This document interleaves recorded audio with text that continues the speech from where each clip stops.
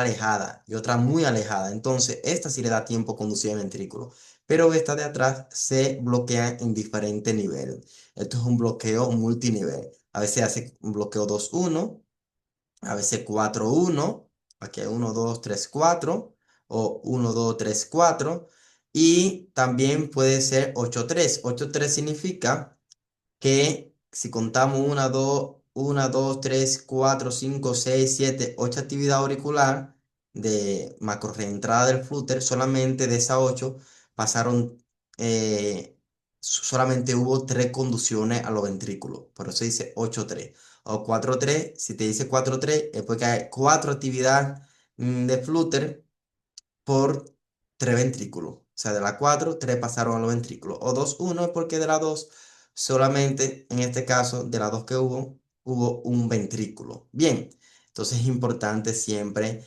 conocer esto. Es un poco más complejo, no es algo tampoco muy preciso y que sea que cuando yo lo hago o lo hace otra persona, sea que pase así naturalmente, pero realmente no. ¿De acuerdo? Esto es algo que ustedes lo miran más con la relación, qué tan cerca estaría la actividad del flúter. Por ejemplo, si lo observamos acá, tenemos una, dos, tres y cuatro con la que se bloquea aquí dentro del QRS.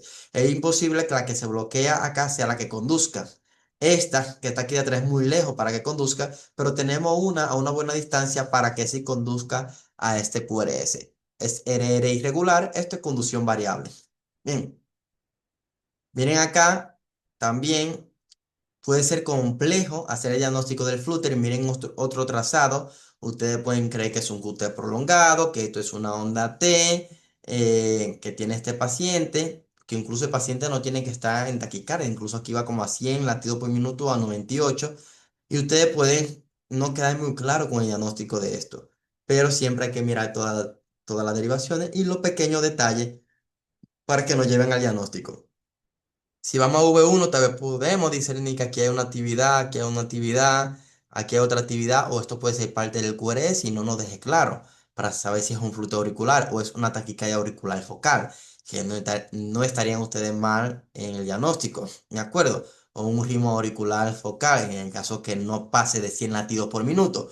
Pero miren esta extra que hubo aquí ventricular, nos ayudó a separar este RR, ayudando a separar. Observamos que esto acá, que pensábamos que era una onda T, está muy pegado acá de este QRS y luego acá hay otra actividad. Nos hace ver la regularidad entre ellas y no aquí quita el enmascaramiento de cualquier otra cosa que pudiésemos pensar y era un flúter auricular. Miren que esto era un flúter auricular conducción 2-1. ¿Por qué 2-1? Porque hay una actividad solamente visible entre R pero hay otra que cae dentro del QRS que equivale a la frecuencia de la otra actividad auricular. Conducción 2-1, una que conduce y una que se bloquea dentro del QRS. Ahora bien, miren en este trazado, miren cómo en la cara inferior yo tengo esta onda negativa que predomina, que ahí es que yo le hablo de los ciertos matices, que no todo se cumple con la regla y hay que ir un poco más allá de los pequeños detalles. Miren cómo acá predomina esta parte negativa y ustedes pudiesen creer que esto es una onda de flúter negativa porque esta que acompaña la parte positiva es más corta y ustedes tendrán que buscar más datos siempre para asegurar. Pero si yo intento buscar esta actividad acá, la otra tal vez cae aquí adentro. Pero lo que sí me queda claro entre él y él es que yo tengo dos cúpulas positivas. Dos cúpulas positivas y a ustedes todavía les queda la duda de saber si esto es positivo. Tienen que ir a la otra derivación de 3. En D3 ya queda un poquito más claro que es positiva. Van a VF. En VF tengo esa cúpula, que son las que están más regulares y más visibles. Me hace ver la positividad. Voy a V1. Cuando voy a V1, miren cómo en V1 tengo esta parte negativa. A ver si a V1 no te queda claro y va a VR. En VR, miren cómo esta onda prolongada es más positiva, pero incluso los picos y las cúpulas separadas son negativas, lo que te habla de que esta actividad es, en este caso, negativa. V6 siempre también te ayuda, yo te dije o te mencioné, de que te puede ayudar a ver la polaridad de la cara inferior. Y en V6 tenemos las cúpulas de esta onda F que son positivas. Bien, que son positivas. Entonces a veces no queda tan claro en todos los trazados si es positivo y negativo y nos frustra mucho poder decirlo. Traten de ver la mayor cantidad de derivaciones posibles para poder precisarlo. Busquen siempre, si son largas, mirar la derivación completa para que puedan ver que aquí, aunque ustedes crean que esto es positivo, las ondas cúpula mejor definidas están hacia negativo y por eso en AVR miren que es negativo. Si vamos acá a V1, van a ver también que es negativo. Pero si van a la cara inferior, también acá esta cúpula son positivas, aunque miren cómo predomina la onda negativa. O sea, en electrocardiografía no todo es cuadrado como nosotros pensamos y por eso cuando aprendemos electrocardiografía por muchos libros o por muchas formaciones que nos enseñan todo muy cuadrado y dibujado por nosotros, cuando vamos a la realidad y chocamos con la realidad, entonces nos frustramos porque no fue como lo aprendimos. Por eso estoy tratando de mostrarle la mayor cantidad de letras posible para que ustedes puedan, cuando yo les estoy mencionando cada uno de estos detalles, graficar lo que no es 2 más 2 lo que vemos en un trazado electrocardiográfico. Miramos otro trazado. Acá, si vemos acá, está más claro que la cúpula acá son positivas, incluso que se acompaña de la onda más prolongada positiva. Aquí sí queda más claro. Cuando voy a V1 no me queda claro la polaridad de la onda F, aunque puedo sospechar que es negativa, pero a VR sí te lo aclara. Mira, a VR te aclara que es negativa.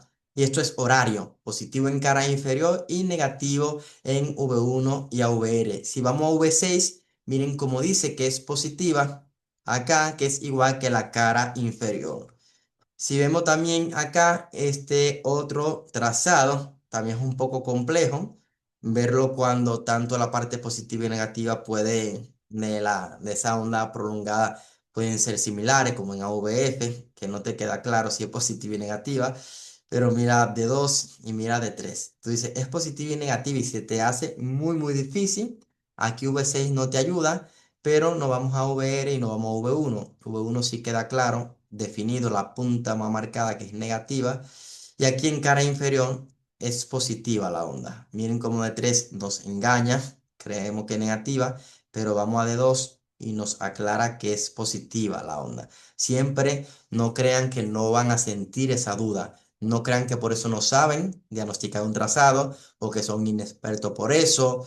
No, van a ver trazados que hasta a mí o a cualquier electrofisiólogo lo pone en duda y muchas veces tienen que fijarse muy bien, buscar los mínimos detalles, repetir un trazado o muchas veces llegar a la sala de electrofisiología para poder ver el circuito y estar claro si es horario o antihorario. Por eso no hay que frustrarse tanto cuando ustedes tienen esta duda en la polaridad diferente en V1 y en la cara inferior, porque van a depender del istmo y ambos se van a curar bloqueando el istmo siempre que sean común. Miren en este caso que se mete la onda T y puede dificultarnos ver la onda de diente de sierra que famosamente nosotros conocemos. He tenido muchas personas que me discuten que no es onda de diente de sierra y por eso no es un flúter. Por eso tienen que formar parte de una formación que le aclare. Como le digo, no todo es como está en los libros.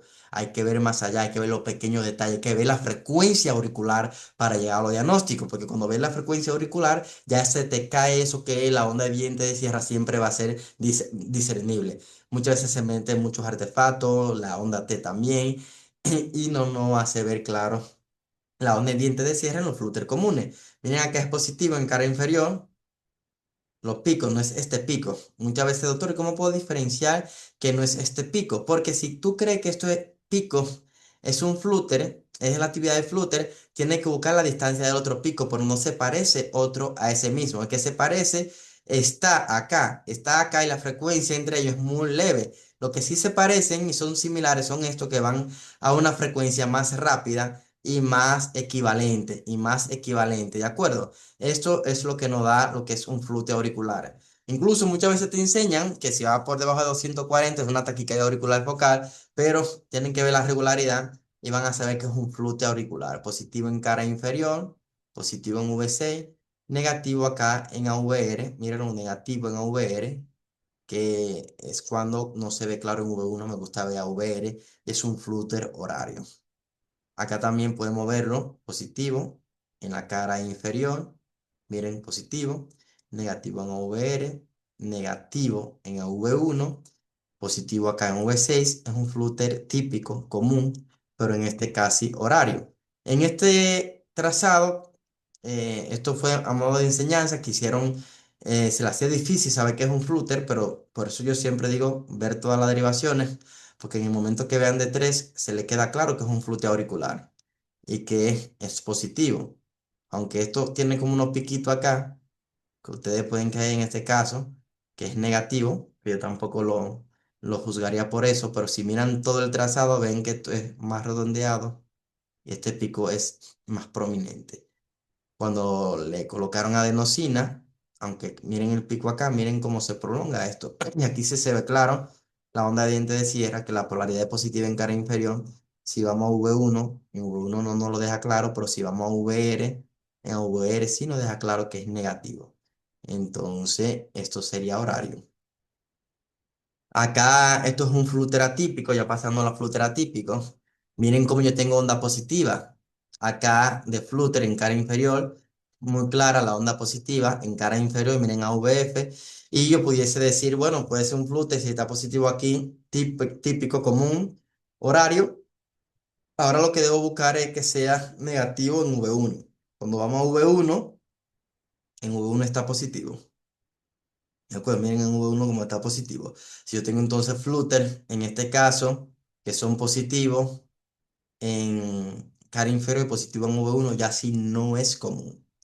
Recuerden que lo típico y lo común, sea positivo o negativo en cara inferior, debe ser inverso en V1 y en AVR. Si contienen la misma polaridad, si son negativos en cara inferior y negativo en V1, es atípico. Si es positivo en cara inferior y positivo en V1, también es un flúter atípico. De acuerdo, en este caso es conducción 2-1 fijo, pero un flúter atípico. Aquí ya es no común. Bien, eso sí es atípico porque se sale del istmo cautricupidio. Igual que este positivo en cara inferior, miren la onda, positivo en cara inferior, aquí se ve más claro positivo y positivo en V1. En este caso son atípicos. Los atípicos sí es más difícil suponer el origen. Muchas veces puede decir si son perimetral, que sean horario antihorario, pero esto realmente es muy variable. Hay que conocer la historia del paciente, porque muchos de estos tienen ablaciones o cirugía en la aurícula izquierda o escara también en la aurícula derecha. Y esto vamos a ver mayormente, aunque no nos podamos intuir por trazado que están descritos, que es horario antihorario. Yo tengo la gran experiencia de que esto lo vamos a saber cuando mapeamos la cavidad auricular, ya sea derecha o izquierda, cuál es, si es horario o antihorario, pero es más difícil porque ya algunos pueden involucrar el anillo mitral, pero otros no. Como yo les enseñé, puede ser a través de las venas, a través de la pared posterior, o puede ser incluso alrededor de una escara en la pared anterior o en la pared posterior, en el techo de la aurícula izquierda. Entonces, ya esto sí va a ser un poco más complejo saber y más que saber si es horario o antihorario o a través de qué estructura están pasando, lo que sí vamos a saber que es un flujo auricular, porque va a ser actividad auricular organizada y en frecuencia de flúter auricular. Bien, y no de TA.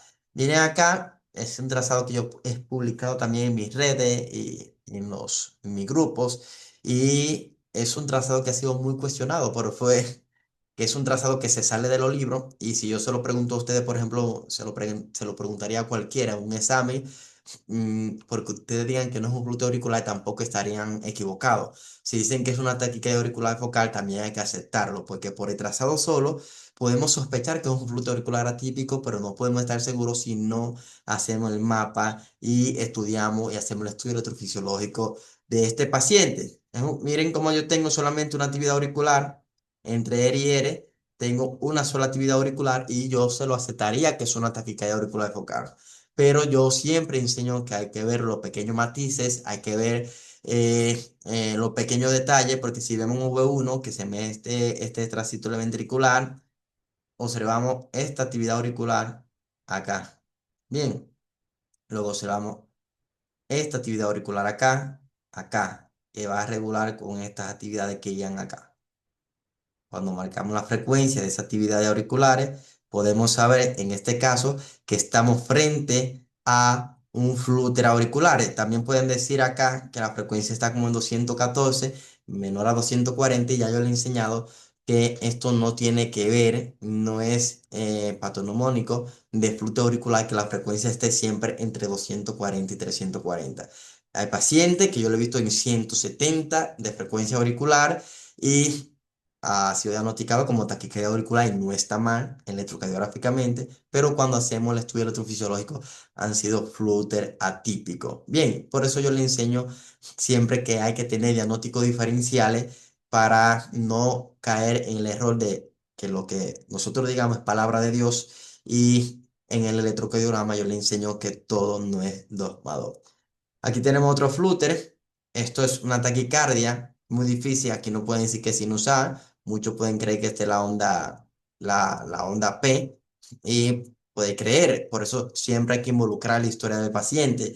Un paciente que tenía ablación previa y un paciente que tiene taquicardia sostenida. Hay que saber la clínica, su mantenimiento, que no baja de esta frecuencia. Y con este trazado es difícil yo decir que es un flúter auricular atípico porque conozco el paciente. Y siempre los pequeños detalles que nos pueden hacer sospechar. Si miran acá esta actividad, acá estas pequeñas ondas auriculares que hay acá a esta frecuencia, eso es lo que me hizo a mí entender que este piquito que está acá no está acá. ¿De acuerdo? No está acá. Entonces este piquito es una actividad auricular que se esconde acá. Entonces, puede ser. O se esconde aquí adentro y me deforma el QRS acá. Entonces, esto es un flúor auricular atípico también de un paciente perimetral que tuvimos en nuestro laboratorio, pero por el electrocardiograma es difícil decirlo. Tal vez yo puedo decir acá que sea estas actividades auriculares, aunque es un poco irregular y no es muy fidedigno creer que a ciencia cierta podemos decirlo por un trazado. Mírenlo acá, más claro. Aquí yo tengo un piquito, aquí yo tengo otro piquito. Caería uno dentro del QRS, caería otro acá, caería otro acá. Y aunque no es claro en todo el trazado, podemos observar acá, podemos observar acá, podemos observar uno que cae aquí adentro, tal vez del QRS, otro que cae acá. Y no es muy fácil discernirlo, pero hay que verlo con una lupa, el electro, para poder tener esta sospecha diagnóstica de que estamos frente a un flujo auricular atípico, porque si fuese típico, se viese mejor la actividad auricular en nuestro paciente. Bien, entonces, esto trazado yo se lo traigo a cuenta porque son difíciles de diagnosticar hasta para mí, hasta para cualquier electrofisiólogo, y por eso decidimos mandar al paciente a estudio electrofisiológico de ablación para poder precisar frente a qué arritmia estamos. Esto yo se lo traigo acá para que aprendamos también a ser humildes en el diagnóstico electrocardiográfico y ver que yo le estoy enseñando un poco más allá, que no todo es como nos muestran los libros. Bien, si nosotros observamos cualquier trazado que va en actividad fluteloide como esta que vemos acá, ¿de acuerdo? Va en flute auricular, pero miren qué distancia es el RR y es regular. Aquí va a menos de 40 latidos por minuto y es regular, entonces yo estoy frente a un flute auricular con bloqueo AV. Bien, si es regular y va por debajo de 50 latidos por minuto, hay un bloqueo completo. Pero como el QRS es muy estrecho, puedo decir que, por ejemplo, es supraiciano, no es infraiciano. Entonces un bloqueo completo acá a V acompañado de un flúter auricular. Es importante tomar esto en cuenta porque si fuese irregular, es un flúter auricular con un bloqueo de alto grado, con un bloqueo avanzado auriculoventricular. Si el QRS fuese ancho, yo puedo decir que ya es un flúter auricular. En este caso, si es regular, con un bloqueo AV completo con escape infraiciano porque el QRS es ancho y tengo claro, más que claro, la actividad en diente de sierra acá. Y esto es un paciente que nosotros lo que haríamos con él es colocarle un marcapaso bicameral y hacerle ablación del flúter para poder aprovechar luego la actividad auricular, que probablemente este paciente pueda tener el nodo sinusal suprimido, quede en disfunción del nodo sinusal, pero ya con la estimulación auricular, en este caso podemos tener una buena sincronía auriculoventricular. Entrando al tema de la fibrilación auricular, es un tema muy importante. La fibrilación auricular que remota desde hace muchos años y que yo creo que es la arritmia, desde mi punto de vista, que ha revolucionado. la industria tecnológica en electrofisiología, más que las taquicardias ventriculares, es una opinión propia, más que cualquier otra arritmia. ¿Por qué? Porque es la arritmia que ha permitido que aún actualmente sigan saliendo nuevas tecnologías para lograr mejores resultados en la FA, porque todavía no hay una técnica que podamos aplicar que sea la correcta y la estándar para la cura de la misma. Por eso hay dificultad en toda la técnica para lograr que las ablaciones que provoquemos sean transmurales y permite el bloqueo y el aislamiento total de la zona que nosotros estamos ablacionando, o que pueda exterminar todo el origen de esta arritmia. Realmente, los años 90, alrededor de 1998, el grupo de Izaguirre, con un catete multielectrodo, quería buscar dónde estaban los focos que originaban esta actividad desordenada. Se dio cuenta que la mayoría de ellos estaban dentro de las venas pulmonares y por eso el estándar actual en la ablación de fibrilación auricular sea que se haga aislamiento eléctrico de las venas pulmonares, porque la mayoría de los focos vienen de las venas pulmonares.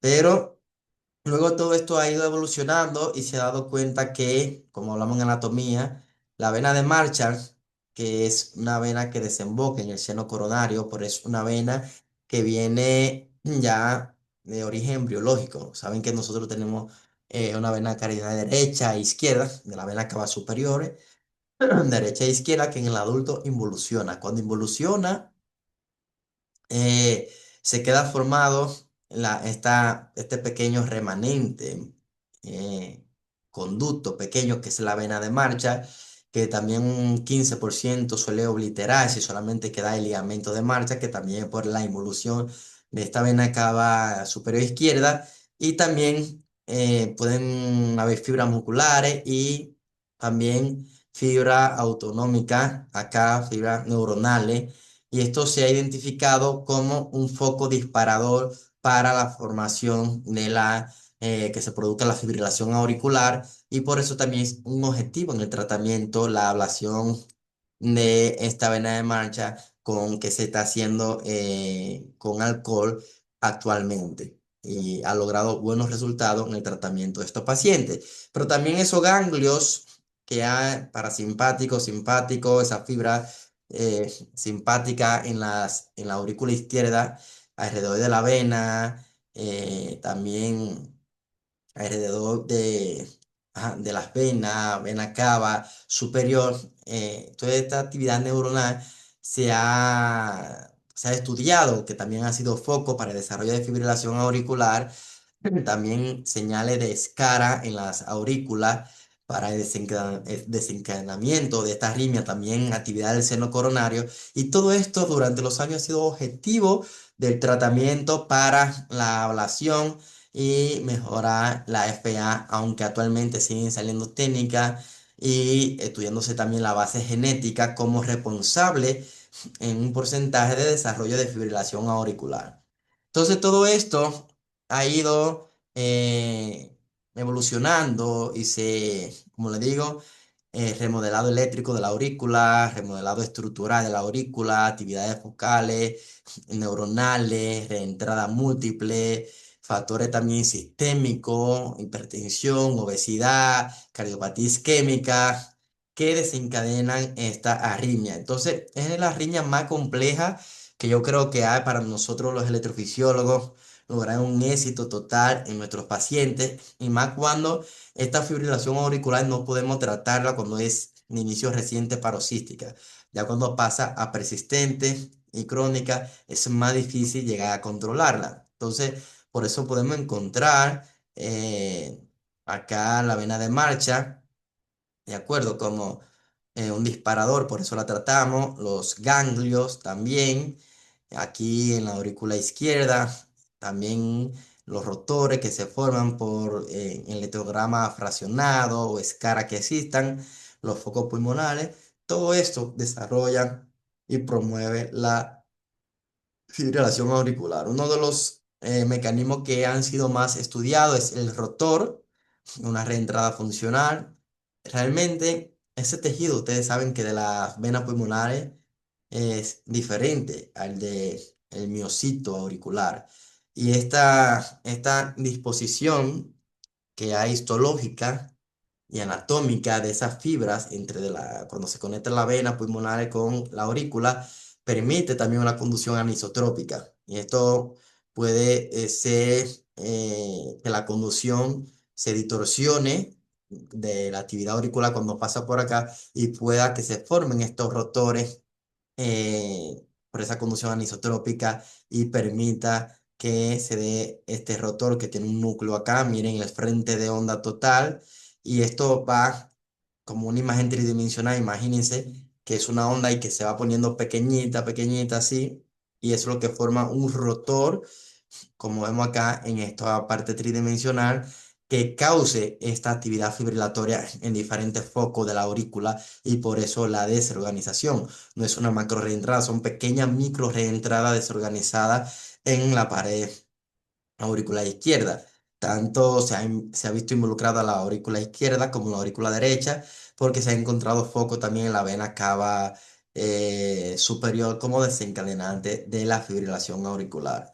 En el electrocardiograma siempre lo que va a hacer más fácil el diagnóstico de una fibrilación auricular es que o tengamos ausencia de actividad auricular o sea una actividad muy fina y desorganizada.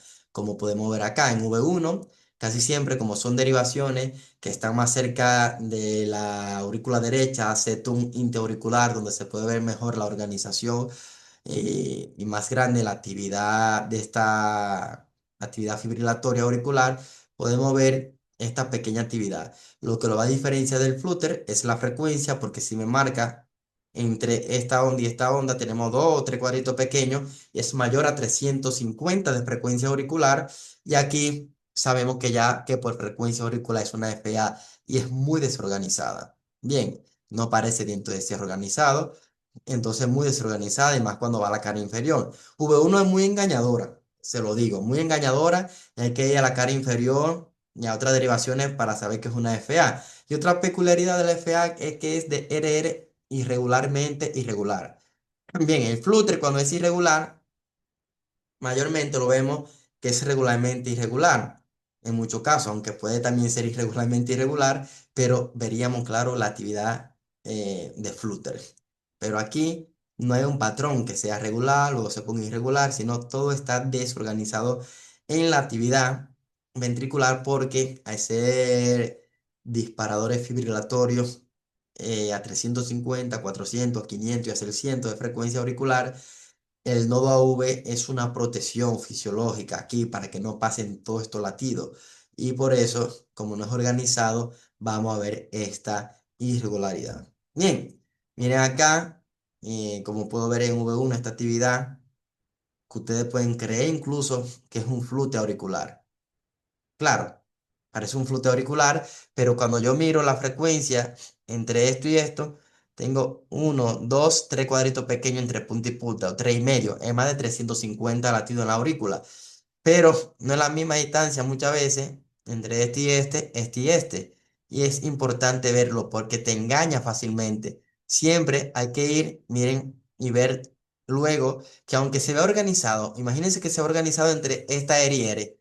Si no sigue con la misma organización en la demás, es una FA.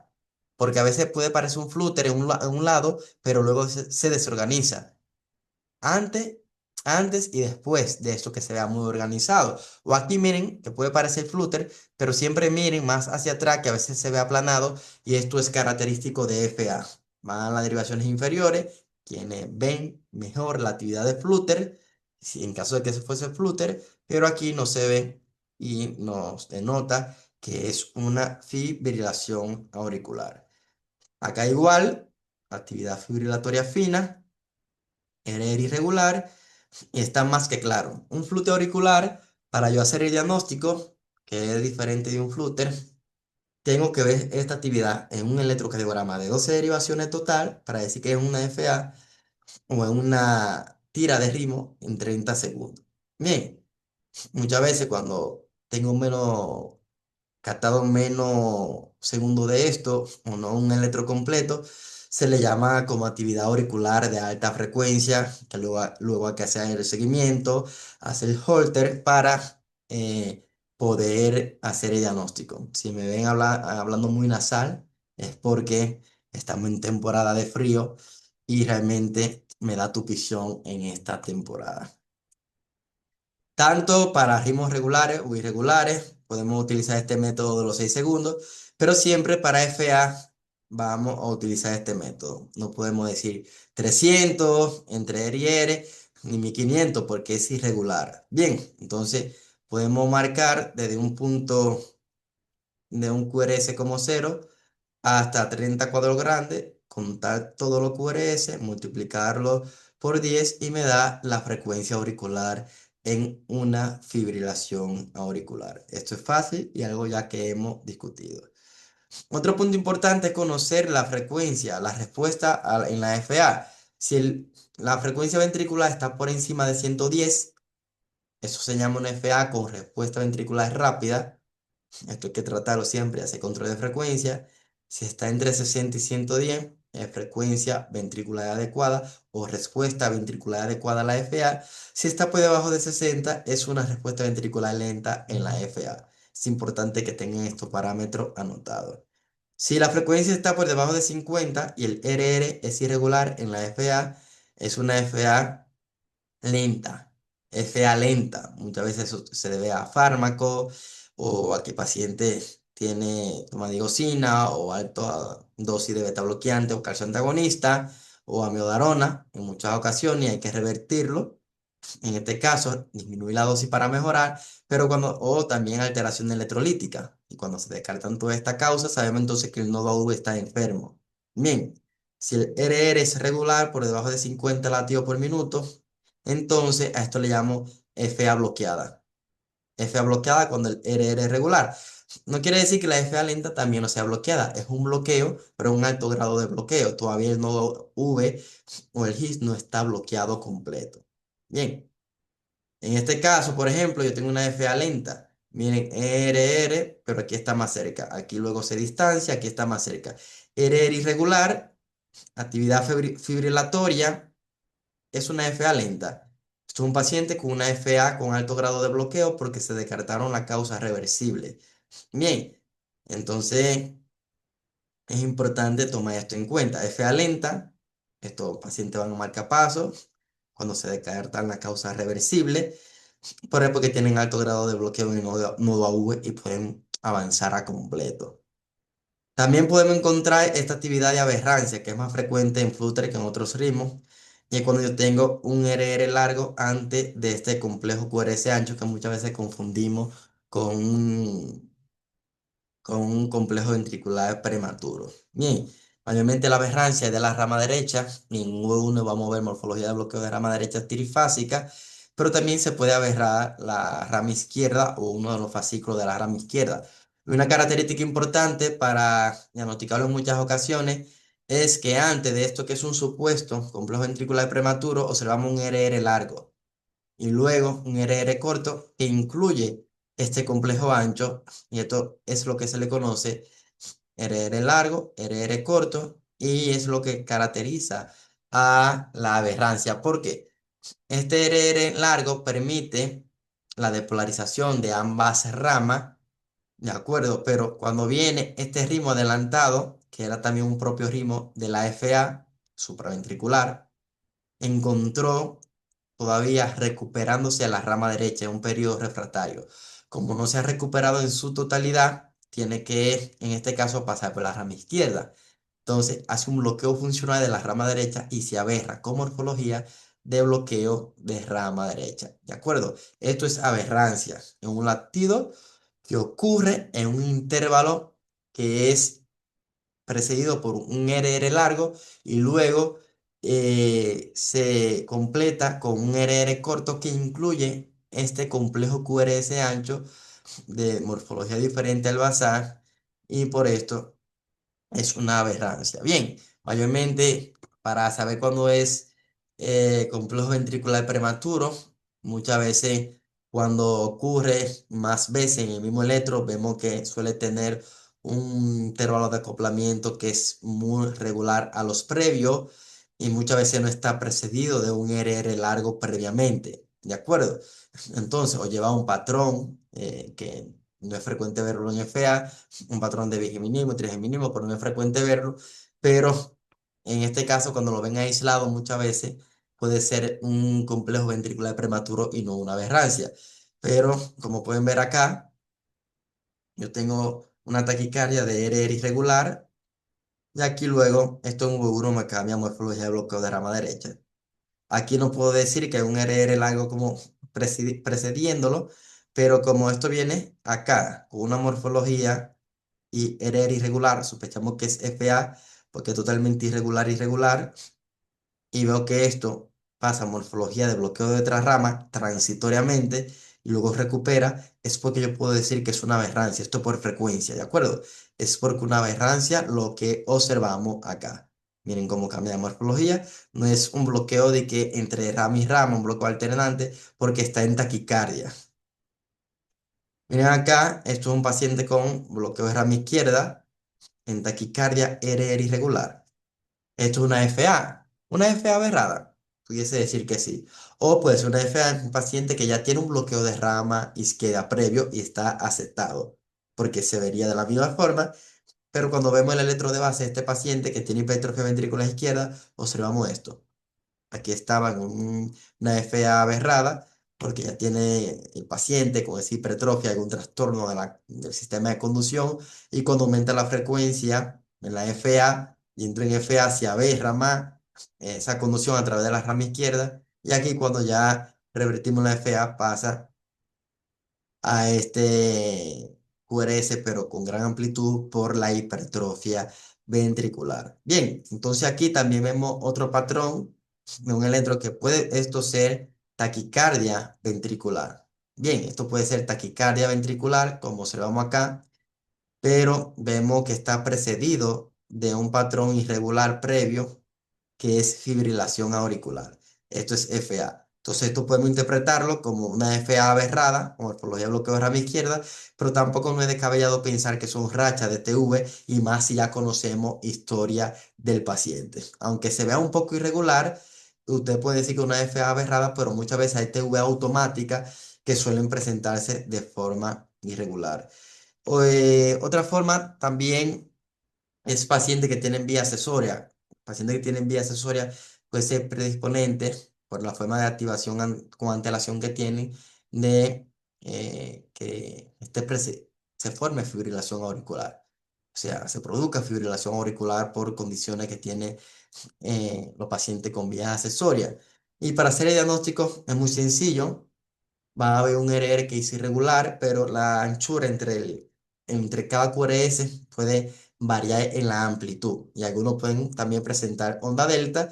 Y una característica que no siempre aparece, pero cuando aparece es importante, es que observemos que la punta de una R y otra R tengan como la distancia de 5 cuadritos pequeños o menos. Y esto nos hace a nosotros pensar en una FA precipitada y también ver la frecuencia ventricular mayor a 200 latidos por minuto.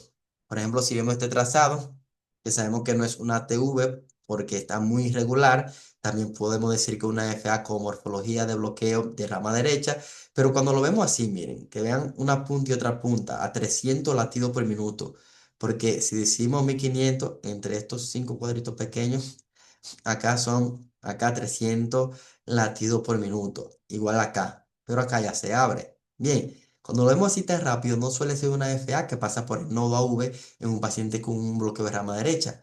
Bien, esto es muy rápido para conducir por el nodo AV y aquí sospechamos que está preexcitado. Igual si en una misma derivación observamos la amplitud de los QRS, podemos observar que varían. Estos son más estrechos, estos son más anchos y en algunos podemos intuir también un retraso, este pequeño retraso que simula la onda delta de la activación anterógrada que está teniendo esta fibrilación auricular, como lo podemos observar acá. Entonces, para llegar al diagnóstico, RR irregular, bien, estamos en taquicardia que suele estar mayor a 250 latidos por minuto, mayor a 200 latidos por minuto de frecuencia ventricular. La anchura entre ER y ER en una misma derivación suele variar y muchas veces podemos distinguir la onda delta de precipitación. Miren este otro trazado, que aunque a veces no encontramos ese ER y ER, como decía, esté a 300, pero vemos una FA acá porque RR es irregular, puede ser como morfología de bloqueo de rama derecha, pero nos cambia la morfología en la amplitud de los QRS, como podemos observar, unos son más anchos, otros son más estrechos, miren, uno puede presentar esto, que es la onda delta. Observan que la onda delta, esto no la presenta tan clara, pero este sí. Si vamos acá a V4, miren esto, que esto puede simular una onda delta, pero a veces se ve mejor la onda delta en estos casos, también como se ve acá. Bien, y esto nos da los diagnósticos, aunque a veces no va tan rápido el ERIERE para saber que es una FA precipitada. Siempre busquen estas características para poder llegar a este diagnóstico. Por ejemplo, cuando ya ustedes cayó ahorita en el paciente, muchas veces no respondía a fármacos. Miren este trazado, este retrasado basal del paciente, el ritmo sinusal, y miren cómo está precitado. De acuerdo, una precitación ventricular que estaba en una FA precitada. No siempre vamos a estar seguros de si va un poco lento, que sea una FA precitada, pero como tiene una vía accesoria, si conduce muy rápido, vamos a diagnosticarlo muy fácil. Si no, cuando hagamos la cardioversión, vamos a estar claros de lo mismo. Miren este otro trazado, que a simple vista pueden pensar que es una TV, pero es irregular. ¿De acuerdo? Es muy irregular y ya esto nos hace pensar en FA. Morfología de bloqueo de rama derecha, bien, pero en este caso vemos morfología de bloqueo de rama derecha y analizamos acá la amplitud, a ver si puede ser un diagnóstico acá importante de los QRS. Este QRS más estrecho, este más ancho. Podemos buscar, miren, este más estrecho, otro más ancho. Y podemos buscar dónde puede aparecer una onda delta, como en este caso. Como en este caso. Es un poco complejo, pero sí suele aparecer si lo buscamos con cuidado la onda delta en estos electrocardiogramas. Mayormente se ve más en precordiales cuando precitan estos QRS. Mayormente notamos más la precitación cuando el RR se suele separar un poco del RR previo. Bien, miren este caso sí podemos tomar como referencia que a veces el RR puede ir muy pegadito, conduciendo a 300 latidos, y esto nos hace sospechar que es un RR irregular, anchura diferente del QRS en la misma derivación, que estamos frente, miren acá más ancho, acá más estrecho, a una fibrilación auricular preexcitada. Acá se ve la preexcitación cuando se separa el eriere y nos hace verlo más claro. Aquí otro ejemplo significativo, es importante que vean muy bien esta clase para que también tengan una imagen fotográfica de cuando tengo una taquicardia de ERR irregular, sospechar que es una FA, de base sospechar que es una FA primero, y luego trata de buscar esta onda delta para saber que es precipitada, o buscar que la punta entre ER y ER, que no se ve en todos los casos, esté conduciendo por 300 latidos por minuto o menos de 300 latidos por minuto. Llegamos al fin de esta sesión hablando de flúte auricular, típico y atípico, y fibrilación auricular. Es un tema muy interesante, un tema muy bueno, un tema para estudiar, un tema que tiene su matices, ¿de acuerdo? Como resumen, taquicardia auricular focal o multifocal, flute auricular y FA. Recordad que cuando vemos actividad auricular, mirar la frecuencia. Si está por encima de 350 o 340, pensar en FA. Si está entre 240 y 340, pensar en flúter. Si está por debajo de ahí, pensar en taquicardia auricular.